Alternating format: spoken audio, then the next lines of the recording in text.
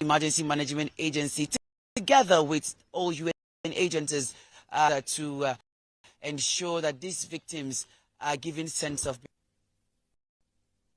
All right, we understand that thousands of persons were affected by this disaster. Talk to us about being carried out by a threat for the catastrophe. Well, it did say that all people, if not affected, maybe you're a businessman and your shop is being affected, just as we've reported through the week that Maiduguri Monday market was submerged, and thousands of people having their life raiders, and the market is submerged. Some shops area were also submerged, account that they are having access. Some other shops are now open. The problem now is that food prices is going up, and people are concerned, saying we are going into another food crisis. And then when we're talking about efforts by authorities to houses that are damaged so far, damage is yet to be ascertained, because there are still areas that are still covered with water. That is why the state government is putting all hands in deck on with the Federal Ministry of Environment to check how many houses many houses are destroyed, so that circle of this disaster. All right, if the feeder senior reporter there on the floor situation in Maiduguri, the capital. Now to Zamfara. Governor Dauda Lawal has presented 19 operational vehicles of police in the state. The governor challenges security aides rising to the task of making Zamfara one of the safest. Theophilos Darufai has the details. Office in May 2023, security remains top on the agenda of the Lawal's administration in Zamfara State. Search for an end to banditry and kidnapping. Governor Lawal met with service chiefs and other heads of security agencies. Though there are still pockets of attacks and kidnapping for ransom, despite efforts by government agencies to curb the menace. While presenting 19 patrol vehicles to the police to enhance security, Governor Lawal is optimistic that the insecurity bedeviling the state will soon be a thing of the past. Security has always been the priority of this government. We're distributing these tacomas, mainly DPOs, as a first step. We're making efforts to get more vehicles provided to the police. We will try these vehicles across so that burden will be taken off you. The Zamfara community and that of the police says the gesture is a moral booster for troops and will redouble their efforts in keeping peace. Travel far and wide within the country and outside in order to make sure that this security problem is being solved. For here that his zeal, courage, and determination to stop activities of bandits in Zamfara State need not to be overemphasized.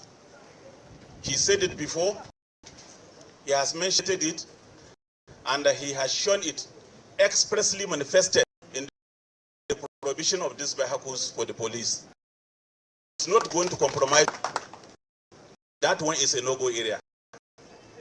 Continue to fight them until when they are totally defeated. Governor Lawal also appreciates the sacrifices of troops and assures them of improved welfare packages. You'll agree with me that we're not doing well for our police officers, despite their lives, to make sure we sleep.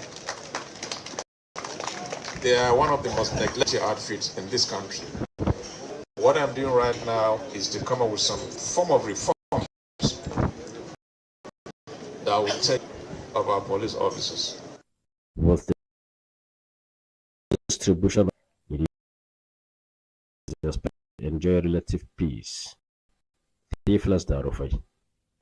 Thanks for joining us on TVC News. We begin with war against illicit operatives of the National Drug Law Enforcement Agency arrested an Ibadan-based businesswoman, Adeomi Dorcas, and an auto parts dealer. They over 10 assignment of opioid to London, United Kingdom and Congo, respectively.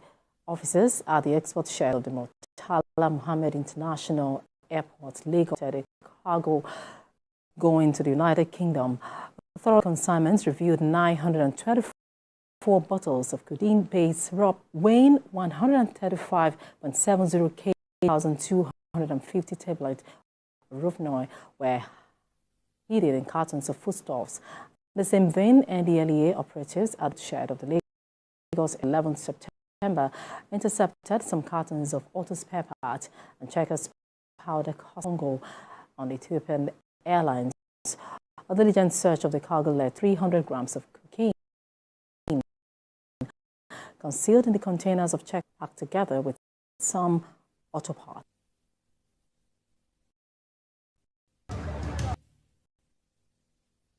And so our coverage of Borno, Nigeria's Vice President and PDP's presidential candidate Atiku Abubakar has paid a sympathy visit to Zulum and the people of the state over the flood that affected over 1 million people and affected in the area. According to him, is use of the flood and is here to commiserate with the government and the people. He announced a donation of 100 million naira to assist the government in providing succor to victims. Good people of Borno State, this is a monumental disaster that has not been witnessed before in the history of this state. Therefore, we want to let you know that we are in this sad event, which led to the loss of lives, and offer our deepest condolences to the peoples who have died of the government.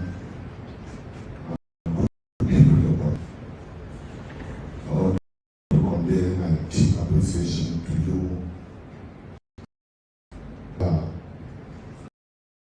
The recent tragedy that was completely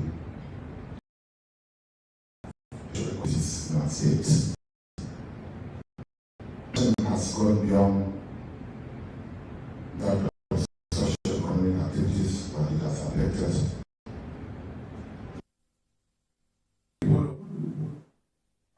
The residents of Maiduguri, the capital of Borno State, now have access to more areas of the state to progressively recede. As reconstruction of dam continues by government, people now have access to their business and worshippers. Most shops and other businesses are open, and life is gradually returning to normal.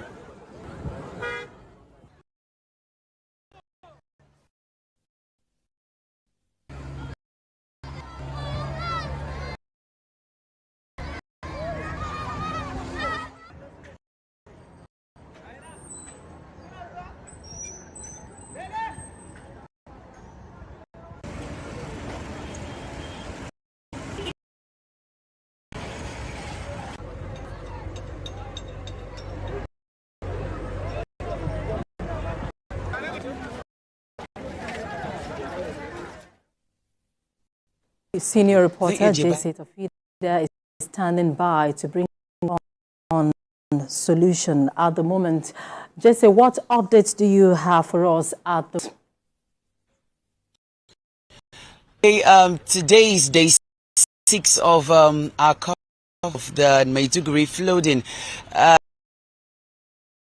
The latest we're getting this, a lot of people are now being evacuated from, gradually the water is receding.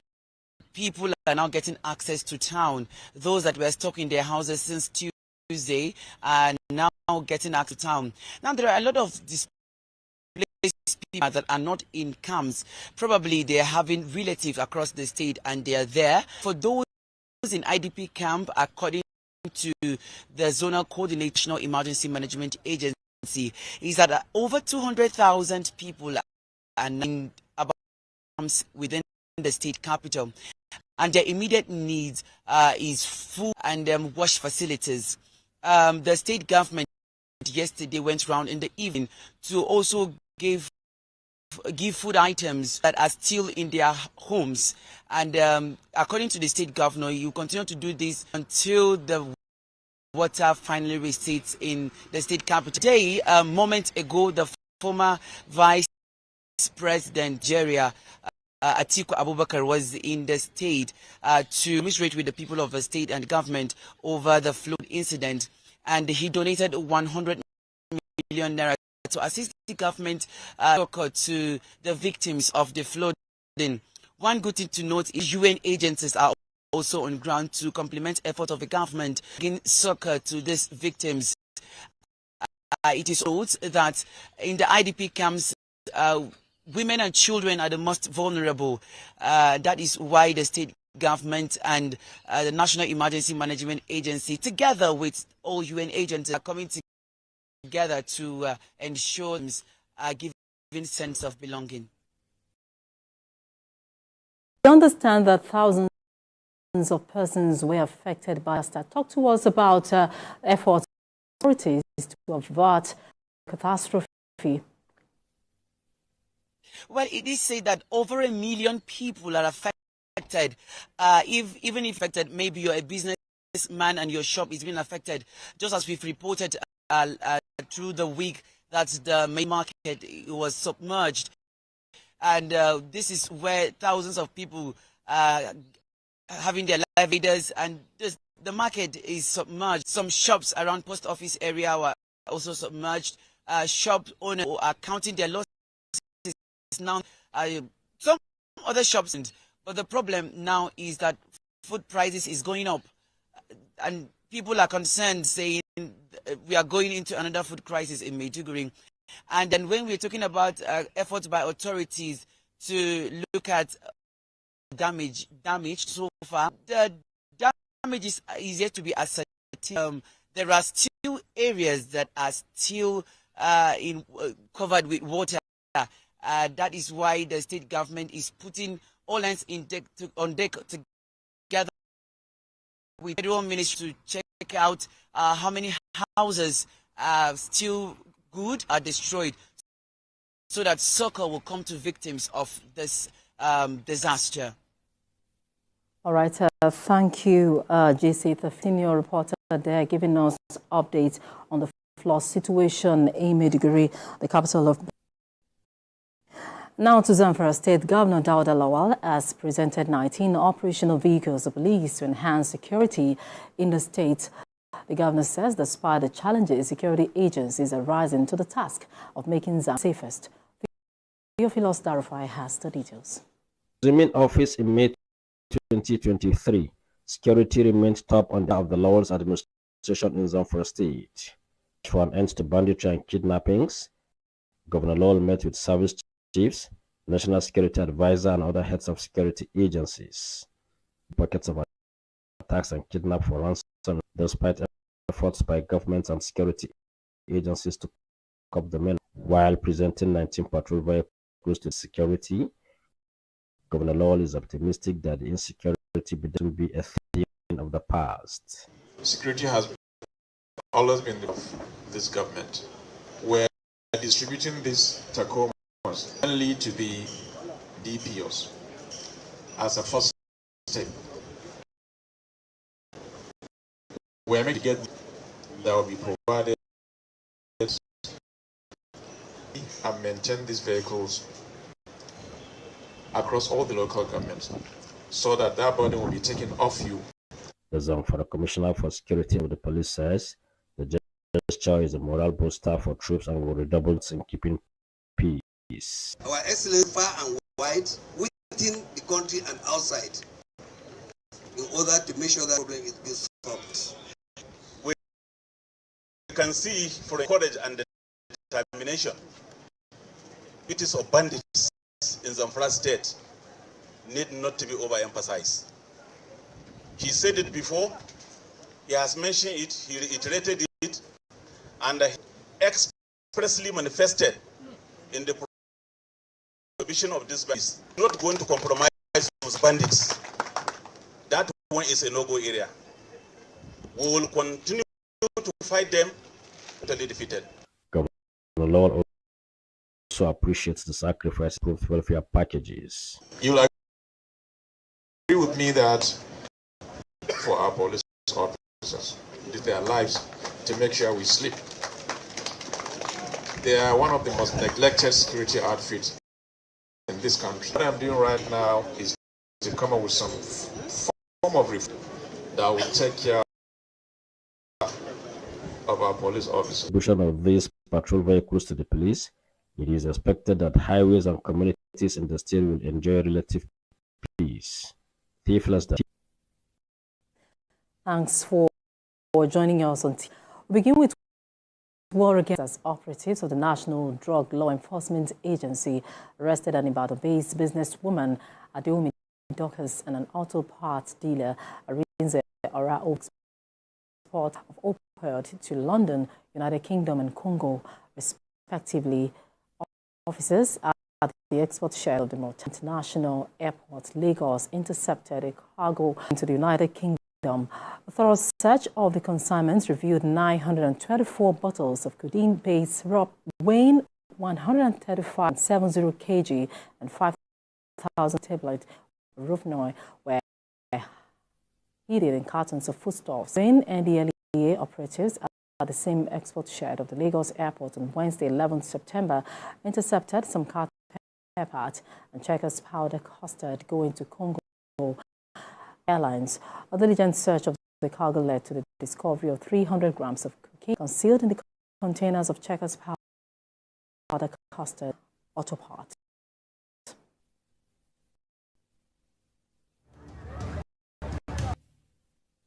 And so our coverage of Borno flawed. Former Nigeria's Vice Peace 2023 presidential candidate Abubakar has paid a sympathy visit to Governor Bagana Zulum and the people of the state over the flood that affected over 1 million people and affected in the state.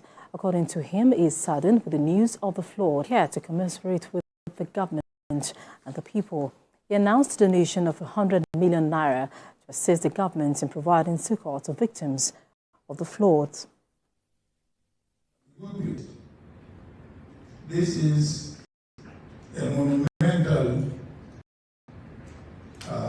disaster that has not been witnessed before in the history of the state.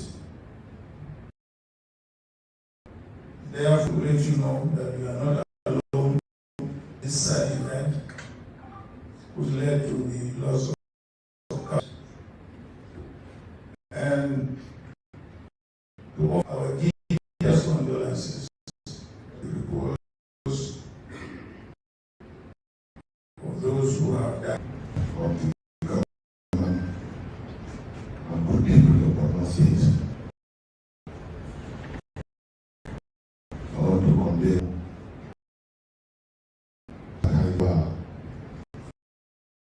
the recent disaster disrupted the socio-economic activities in our state. The disruption has socio-economic has affected the good people. The residents of Borno State now have access to more areas of the state progressively recede. As reconstruction reaches continues by government, people now have access to their business and worship. Most shops and other businesses have, and life is gradually returning.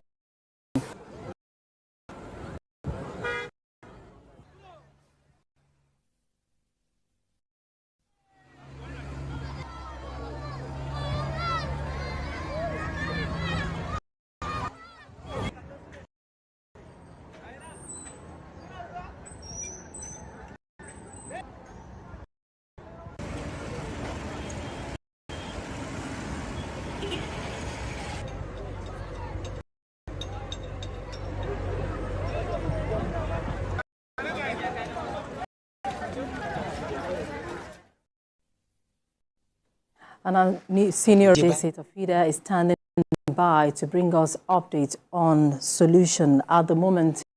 Updates do you have for us at the moment? Okay, day 6 of our coverage, the Maiduguri flooding.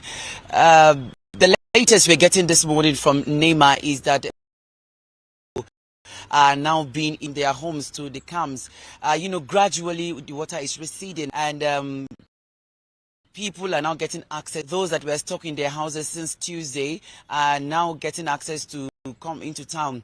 Now there are a lot of displaced people, according to NEMA. Probably they're having relatives across the state and they are there. For those in IDP camp, according to the zonal coordinator of National Emergency Management Agency, is that over 200 people are now in about 29 camps within the state capital, and their immediate is and wash facilities.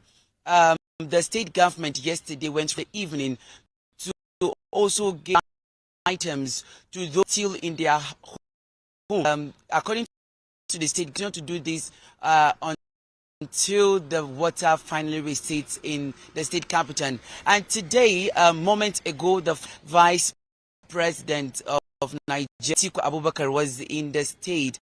All right, guys, thank you so much for watching. Hope you learned 1 or 2 valuable lessons from this video. Do like this video and subscribe to this channel. Don't forget to turn on the post notification icon so that you always get notified